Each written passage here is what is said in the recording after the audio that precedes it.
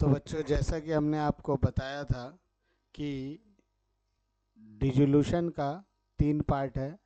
एक पार्ट हमने last class में कराया, that is Garner versus Murray rule. उसी प्रकार एक और टॉपिक है जिसमें ऑल पार्टनर आर सॉल्वेंट और ऑल पार्टनर आर इंसॉल्वेंट, दो है। तो ऑल पार्टनर आर सॉल्वेंट वाला जो क्वेश्चन है वो एग्जाम में बहुत कम आता है, लेकिन ऑल पार्टनर आर इनसॉल्वेंट वाला पार्टनर वाला सम्स जो है पार्टनरशिप का, डिसोल्यूशन का, वो एग्ज़ाम में आता है। अगर ये दो भी करके आप जाते हैं तो आपको एग्ज़ाम में एक क्वेश्चन ज़रूर मिल जाएगा। तो आइए हम लोग करते हैं 2001 में आया हुआ क्वेश्चन, जो कि है ऑल पार्टनर आर इनसॉल्वेंट। देखिए, रबिन, सचिन और तुहिन 3 पार्टनर है, जो तीनों पार्टनर मिलके बिजनेस को चला रहा है, और इन लोगों का प्रॉफिट शेयरिंग रेशियो जो है वो क्या है, इक्वली है। Their balance sheet on 31 March 2000।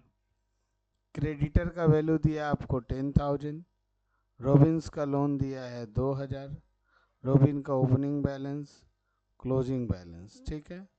Stock 1700, debtor 2000, machinery 4000, furniture 1600, building 4000 और 1300 सचिन्स capital. Due to weak financial position the firm is dissolve.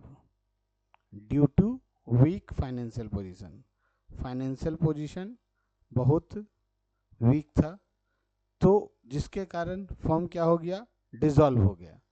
अब क्या है, a sum of 500 is receive from Sachin, but Robin और Tuhin are unable to contribute anything. यानी ये सचिन जो है 500 रुपया क्या कर रहा है, डिजॉल्व उसका प्राप्त हो रहा है फाइनेंशियल पोजीशन से, बट रबिन और टुइन का कुछ भी नहीं हो रहा है। All the partner are declare insolvent, देखो ऑल पार्टनर इंसॉल्वेंट है, और 6200 रुपया रियलाइज हुआ सेल ऑफ ऑल एसेट्स, उनका सारा एसेट्स को बेचने के बाद, और रियलाइजेशन का खर्चा कितना है, 2500। आपको नेसेसरी अकाउंट बनाना है, तो सबसे पहले आप क्या करेंगे बच्चे, आप बनाएंगे realisation account, bank account, partners capital account. But सिर्फ इतना बनाने पे काम नहीं चलेगा। लास्ट में हम लोग क्या किए थे, सिर्फ ये 3 अकाउंट बनाते थे, लेकिन ये जब तीनों पार्टनर डिसॉल्व वाला सिचुएशन रहेगा, तो अगर लोन अकाउंट रहेगा तो बनेगा ही, क्रेडिटर अकाउंट भी बनेगा, और लास्ट में ये डिफिशेंसी अकाउंट बनेगा, और ये लास्ट में टैली होगा, ठीक है। तो सबसे पहले हमारा काम क्या है, जितना भी ये सब जिस दिया हुआ है, ये जितने भी एसेट्स और लाइबिलिटीज़ दिया है, इन सबको हमको क्या करना पड़ेगा, पोस्टिंग करना होगा। तो पोस्टिंग, सारा जितना भी एसेट्स है उसको पोस्ट करेंगे यहाँ। टू स्टॉक 1700, देखिए यहाँ पे दिया हुआ था, 2000, मशीनरी 4000, फर्नीचर 1600, बिल्डिंग 4000। और सेम एज इट इज़ बाइट साइड में क्रेडिटर का आएगा, तो क्रेडिटर का आप अलग से अकाउंट खोल रहे, रोबिन्स का भी अलग से लोन का अकाउंट खोल रहे, तो क्रेडिटर का आपने खोल दिया और रोबिन्स का भी खोल दिया, ठीक। इसके बाद क्या है, आपने कैपिटल अकाउंट पुट किया, तो देखिए पार्टनर्स कैपिटल में रमेश का क्रेडिट बैलेंस था और ट्विन का क्रेडिट बैलेंस था, बट सचिन का क्या था, डेबिट बैलेंस। ओके, देख लीजिए। अब क्या करना है, इतना करने के बाद पता चला कि उसका सारा एसेट्स को बेचने से 6200 मिला, तो बैंक अकाउंट सॉरी हाँ, bank account debit to realisation account 6200, 6200, clear.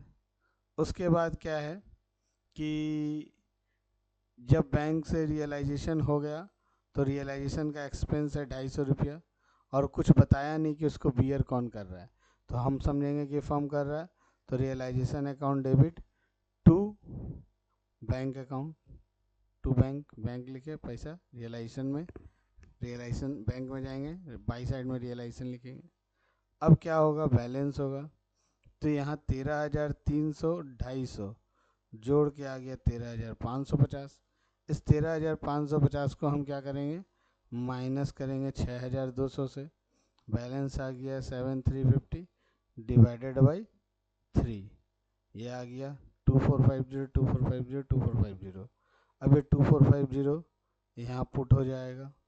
अब इसी में बोला था सचिन के पास से 500 रुपया प्राप्त हुआ था, तो बाई 500, ठीक है।